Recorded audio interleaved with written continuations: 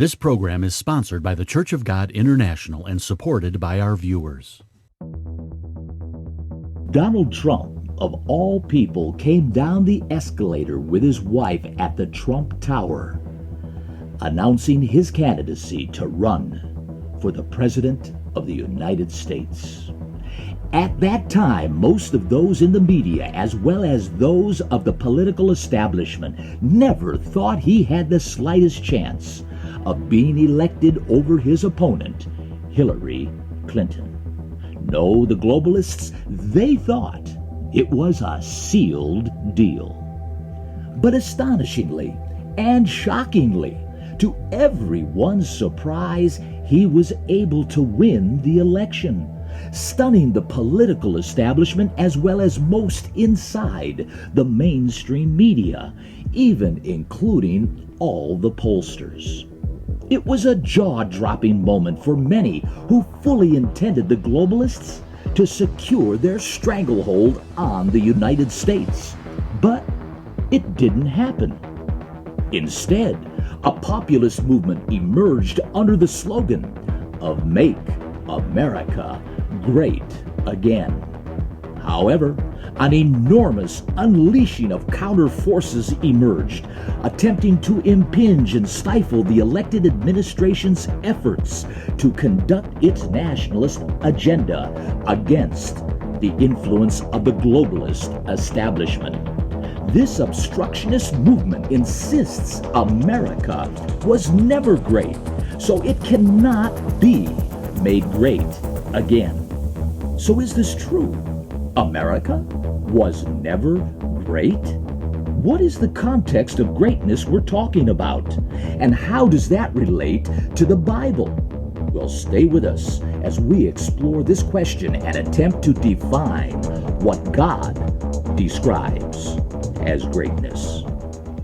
In times like these, we need the armor of God for the well-being of our families, to help you stand in the evil day. The Church of God International presents Armor of God, a program of biblical understanding. And now your host, Bill Watson. Well, hello, and again, welcome to another international edition of the Armor of God. It is good to be with all of you once again. You know, some time ago, I mentioned about, 2 to 3 years into this administration, the presidency of Donald Trump, that we would begin to see, as the American people would, the direction of where the country was going and what we could expect. Well, it is becoming clear that the administration of Donald J. Trump has indeed generated terminology now that people are beginning to use, claiming that it's a renaissance, that he has actually ignited the economy into a level and a condition like never before. As a matter of fact, some people are referencing years going back as far as 1938 that we have not seen statistics and numbers economically like we're seeing today of all things. As a matter of fact, the source of CNBC has notified the American public that the United States now is the world's largest producer of liquid natural gas. That's right, LNG, and is on track to becoming the world's largest exporter of LNG material. Not to mention, in addition, according to the United States Energy Administration, that the United States today is the largest crude oil producer in the world, more so producing more oil than the Middle East. Did you wonder why those two Japanese tankers that were exploded and bombed here by the Iranians a few weeks back were in fact not even really on the board as far as affecting the stock market? It was amazing. We just kind of blew right through that. Production is up in steel and in cars. Pay is up. Employment is up. Why, even the GDP is exceeding levels that were told to us would not exceed 1 to 1.5% just 4 to 5 years ago. And we are now in excess of 3%. Manufacturers are indeed returning. And we were told again just 4 or 5 years ago, the American public was manipulated and lied to in being told manufacturing jobs would never come back. Taxes are cut. Tariffs have been installed. NATO is actually paying their fair share, and immigration reform, along with the justice reform results, are now beginning to come in.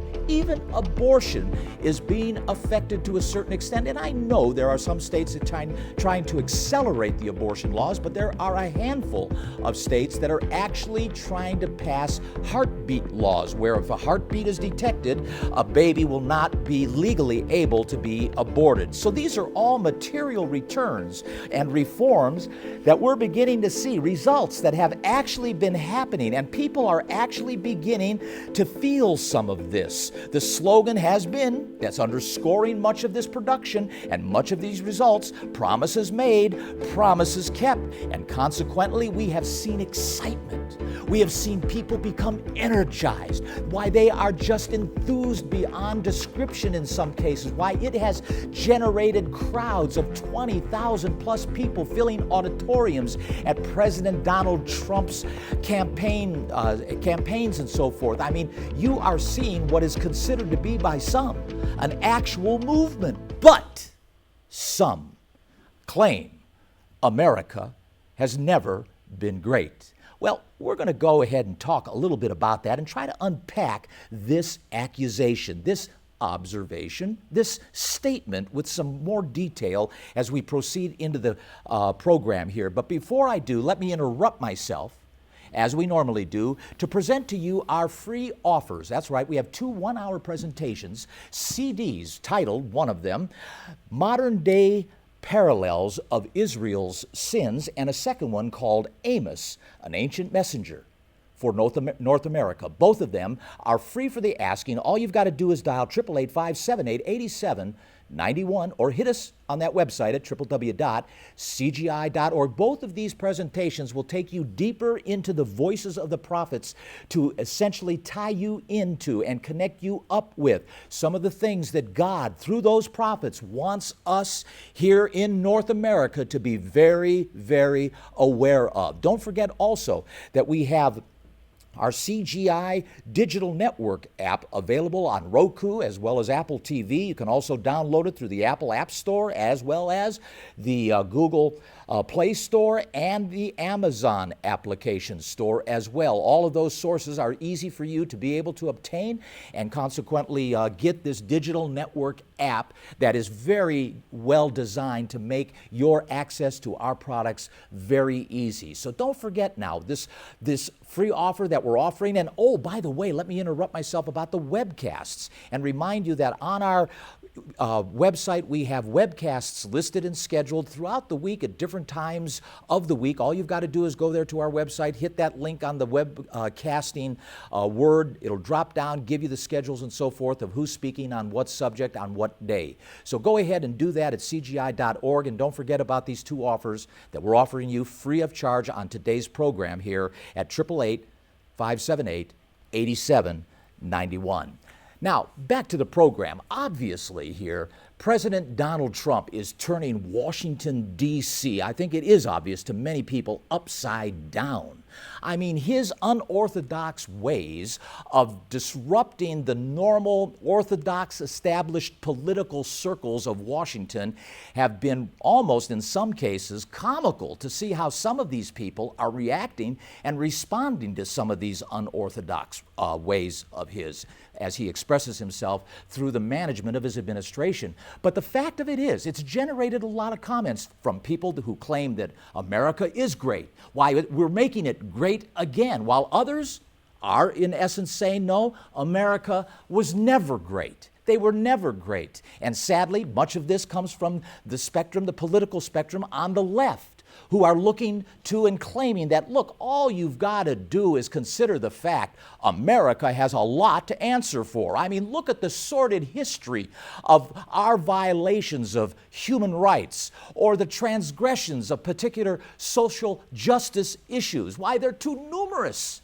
to enumerate. All you've got to do is just look back on how America built herself through the transgressions and betrayals of certain treaties to the Native Americans, or building it upon the backs of slaves. Why, some will say that even some of the richest tycoons in the 18th and 19th century, why, they obtained their fortunes through exploiting child labor or unfair labor practices. Why, they were nefarious in their activities, paying menial wages, looking to gain as much as they could for themselves and their own families. And if they couldn't do it that way, they would just outrightly involve themselves in crime. That's right, prostitution, gambling, you name it, and that was going on. And it goes on and on from these particular individuals who claim America was never great, as if those bad behaviors discount and negate the powerhouse of wealth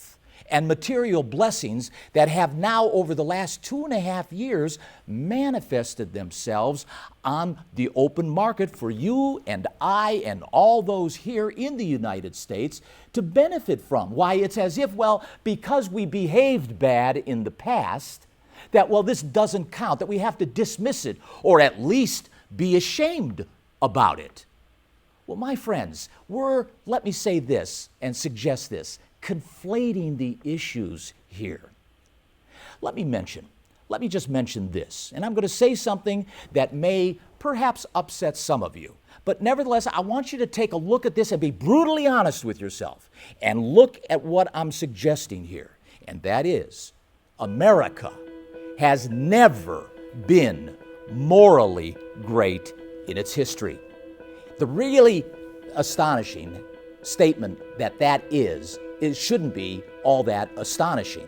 I mean, can we really say that during the early years of settling this country, do we honestly think all these settlers and pilgrims coming here, getting away from England and the hard hand of the Church of England, were actually coming here interested in treating their neighbors as themselves, looking out for greater good of the whole? I mean, I'm not trying to gainsay the intent of these people, because some of them were religious.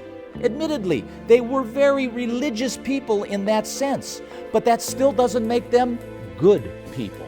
Nevertheless, I'm not judging their intents, but the fact of it is, does owning hundreds of slaves, like young Thomas Jefferson did, for the sake of his plantation profits, really provide a means by which we can honestly say that he himself was morally right in doing these things? Was that the moral thing to do when one considers the wages that were paid and the living conditions of some of those people?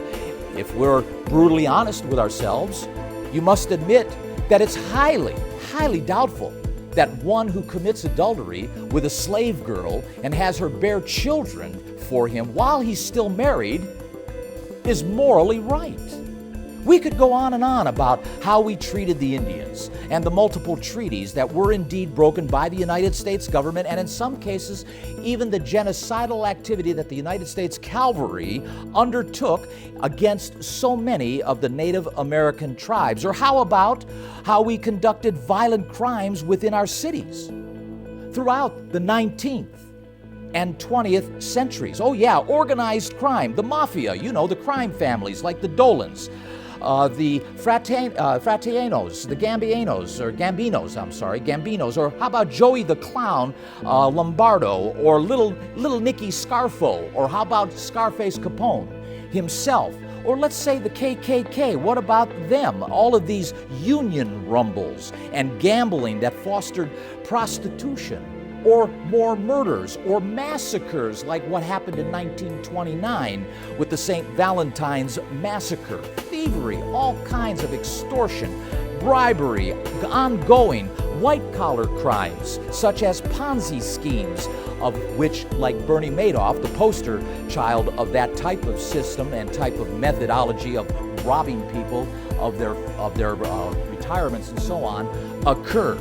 And the list goes on and on, even in more modern times. How about this fiasco with Jussie Smollett finding himself caught with his hand in the proverbial cookie jar in the midst of actually manufacturing and developing a false flag. Or how about the Nexium case of this Keith Rayner guy and Allison Mack, a movie star, plays on that program Smallville, who were busted for sex trafficking. The rampant sexual abuse and pedophilia that's going on throughout our world, not only here in the United States, but like I said, throughout our world. And I'm not even touching on yet the ongoing, riveting amounts of homosexuality within the Catholic Church that is within its own priesthood and has been going on for so many years, causing the Catholic Church to pay out billions of dollars, my friends, in penalties and lawsuits and all kinds of things. So, clearly, are these moral behaviors? Has America ever been morally right? Have we ever been an honorable people among ourselves where integrity and the custom of honor and treating one another like you yourself would want to be treated ever been achieved? Has the country ever achieved and aspired to those kinds of levels of mutual behavior amongst themselves? Well, you know what? If that is how you are defining America's greatness, you know what I would say? Point well made. Point well made. I will concede that point to you. As a matter of fact, I will give that to you. But here is what my point is. Does that dismiss the economic wealth? The fact that you are a beneficiary of all this material blessings? That you and I cannot say that America is aspiring to a position that she's had through the 20th century of being the greatest power industrial country in the world that was key to overriding the tyranny of Nazis and Hirohito in Japan on two fronts, being able to help with the Allies to kick back on this tyrannical movement on both sides of the world, from Japan at that time in the 40s and Germany, Nazi Germany? Of course not. These are truly, you'd have to admit, definitions of greatness. Of course they are, my friends. They are definitions of greatness. But, I want to challenge all of us in this case. I want to truly try to get us to consider something that goes beyond the economic, material greatness that all of us are experiencing currently as we go to shoot this particular program in mid-2019 and experiencing some of the most greatest achievements economically and militarily in many decades. And this is the challenge I have for all of you. You want to make America great? Then what we need to do is we need to make America great morally. That's right, my friends. We need to make America morally great. Turn with me over here to the book of James for a moment. This underscores a point of human nature and human behavior that oftentimes is at the root cause of a lot of corruption. Oh yes, my friends. And sadly and unfortunately, in many cases, this is actually implemented in the relationships of many people that have driven the conditions that we find ourselves contending with in terms of the corruption and the immorality that our country suffers from in so many ways. Here in James chapter 2, I'm just going to paraphrase here. I hope that you're familiar with these scriptures, verses 1 through about 12 or so. The fact of it is, if you're not, you need to read these particular scriptures. I'll just take a moment here basically to mention this, that for if there is, in verse 2, chapter 2 of the book of James, come unto your assembly a man with gold ring in goodly apparel, and there come also a poor man in vile raiment, and you have respect to him that wears the gay, my Bible says gay, but we're talking about the good apparel, the good apparel clothing, and say unto him, sit you here in a good place, and you say to the poor, stand you there or sit here under my footstool. Are you not then partial in yourselves? Now, what do you think is going on in Washington, D.C.? What do you think is going on in some of the ABC institutions of the United States that we're seeing play out in terms of the corruption that have been engaged in by some of these heads of these organizations like the FBI and the CIA and so forth, even the IRS and even the DOJ? You can bring them all in. What do you see this? You see partiality. You see bribery. You see extortion. That's what you're seeing in so many of these cases, and that's what drives in so many conditions us into these immoral circumstances and effects that oftentimes penalize us because we lose relatives in immoral justice cases. We lose our children because they get kidnapped and put into the human trafficking industry.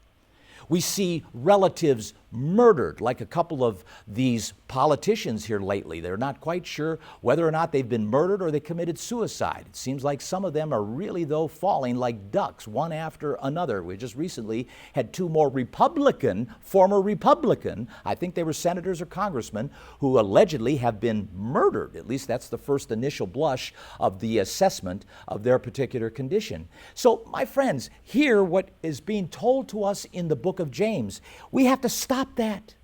If we want a moral nation, we've got to stop being partial. We've got to stop showing favoritism. We've got to stop blackmailing. We've got to stop extorting. We've got to stop bribing people into doing things, manipulating them into doing things against their will or for us and our selfish reasons. Notice here, as we continue on, he says here, the writer does, the Apostle James, half-brother of Jesus, if you fulfill, verse 8, the royal law according to the Scripture, here's what it is, then you shall love your neighbor as yourself, you do well. But if you have respect to persons, hey, what can you do for me, buddy? If you can do this for me, hey, you know what? I'll do this for you. What do you think? That's what's going on, my friends. That's exactly what's going on.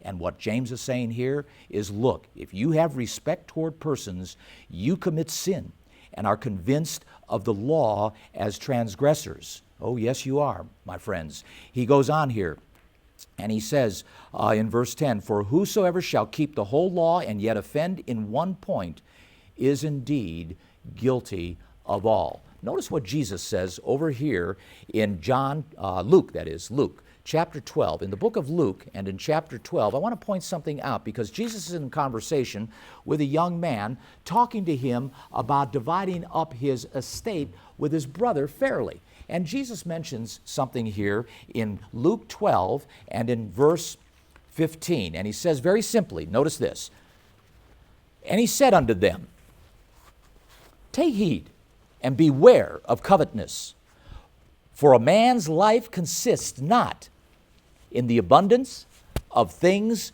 which he possesses. And then he drills down. He continues on here, and he talks about a rich man who's going to put all of his stuff away, and he's saving for a rainy day. And he says here in verse 19, he says, and I will say to my soul, soul, you have much goods laid up for many years. Take your ease, eat, drink, and be merry. And God says, you fool, you're going to die tomorrow. Moral of the story, verse 21. So is he that lays up treasure for himself and is not rich toward God. And then Jesus proceeds. He drills down even deeper in this chapter. And he talks about ravens, and he talks about lilies, and he talks about how God takes care of all of these things that are less value than you and I as human beings. And his advice in all of that is very simple as he comes down through this narrative and comes up to the end. And in verse 29 he says, seek not you what you shall eat or what you shall drink, whether you shall be of doubtful mind. And neither be of doubtful mind. Verse 30 now, for all these things do the nations of the world. That's what the United States is doing. That's what Canada does. That's what all the nations of the world do. What do? They're concerned about acquiring economic success and greatness. And that's what we're focused on here. And that's what we're talking about. Is that a great achievement? Of course it is, if you can achieve that kind of greatness. But is that the definition of greatness that we want to actually define? How does God define greatness? He defines it by being rich. Notice this. By being rich toward Him. He says in verse 31, he says, but rather seek you the kingdom of God, and all those things shall be added unto you. My friends, you want to make America great? We've got to do it individually. We've got to do it personally. America needs to be great, like it's never been great before. But what I'm talking about is in terms of morality. In terms of morality. We need to change our heart, we need to change our minds, and we need to start by eschewing moral relativism, postmodernism, and party politics, and get our lives right with God through repentance and acceptance of Jesus Christ. Notice over here in 2 Chronicles, and I want to turn real quickly here and close out in chapter 7. 2 Chronicles, and in chapter 7, we read this, and in verse 14, he says, if my people, which are called by my name, shall humble themselves and pray and seek my face and turn from their wicked ways, then will I hear from heaven and will forgive their sin, will heal their land. Now my eyes shall be open and my ears attent unto the prayer that is made in this place. Are you up for the challenge? I hope you are. Because we need to make America great for the first time morally. And it starts with you and with me. It's up to us to make those decisions. Friends, time has run out. Call now, 888-578-8791, and ask for the two offers that we have. These are free for the asking. The modern-day parallels of Israel's sins, as well as Amos, an ancient messenger for North America. Hit us on our website at www.cgi.org. This is Bill Watson reminding all of you, as we always do, you keep on that armor of God so that you may be able to stand in this evil day. Armor of God and the free material offered is brought to you by the Church of God International of Tyler, Texas. You may write to us at 3900 Timms Street, Tyler, Texas 75701, or call toll-free at 1-888-578-8791, or call 1-903-939-2929 during regular business hours. You may visit our website at www.cgi.org or email us at armorofgodcgi.org. We appreciate your prayers and support. This program is sponsored by the Church of God International and supported by our viewers.